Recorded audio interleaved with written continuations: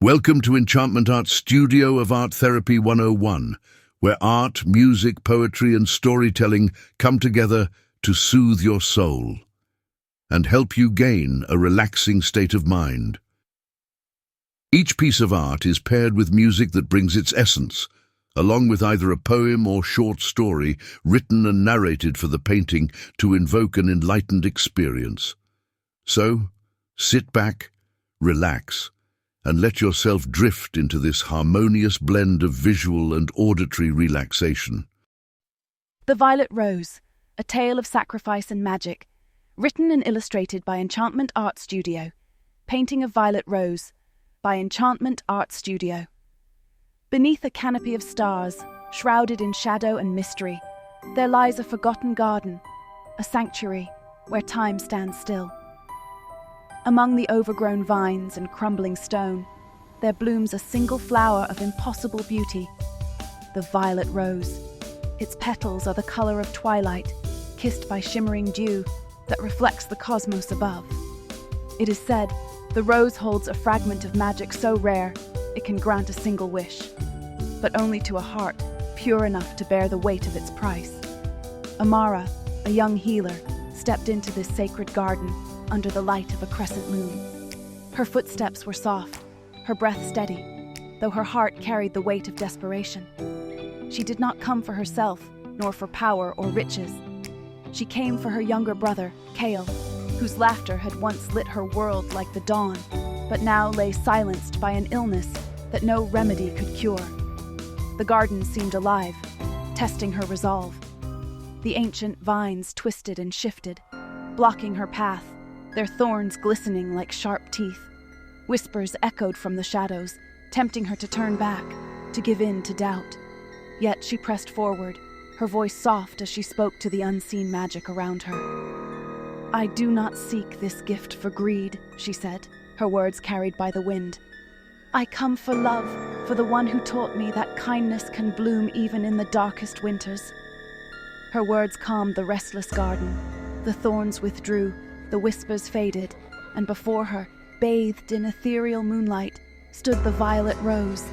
Its petals seemed to pulse with a quiet power, each one a testament to centuries of wonder and longing. Amara knelt before it, reaching out a trembling hand, but before her fingers could touch the delicate petals, the garden came alive with a voice, soft, timeless, and filled with gravity.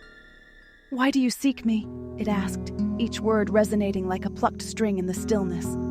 Amara bowed her head, her voice steady despite the tears that glistened in her eyes. "I seek only to save my brother. His laughter is brighter than the sun, his heart purer than mine. If this is to be my wish, let it be so." The violet rose seemed to shimmer, as though weighing her plea. Then, the voice spoke again. "To save a life, another must be offered. Will you give yours?" Amara's answer came without hesitation.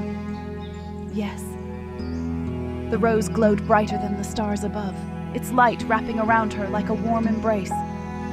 For a moment, she felt weightless, as though she had become one with the magic of the garden. When the light faded, the violet rose was gone, but Amara's heart was at peace.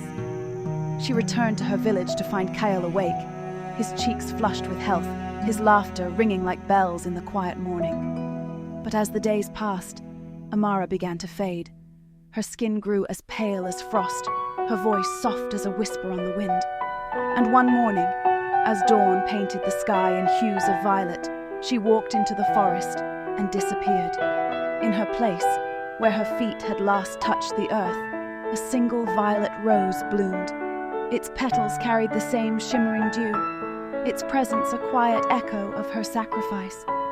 They say the rose still blooms in hidden corners of the world, and those who find it can feel her spirit in the air, a healer's soul that gave everything for love. And so, the violet rose lives on, not as a symbol of power but of selflessness, love, and the magic that lingers in the quiet spaces between. Let its story remind us that true beauty is not in what we take, but in what we give. May this tale bring color to the art before you and music to the heart within you. Thank you for joining us today. If this moment of peace spoke to you, please like, share, and subscribe for more journeys into art, music, and poetry. And remember, all pieces of art shown on this channel are my own, and the poems are original works, narrated to bring out the painting's potential. If you like any of my pieces, drop me a comment to make arrangements. Until next time, may you find beauty in every corner of your world.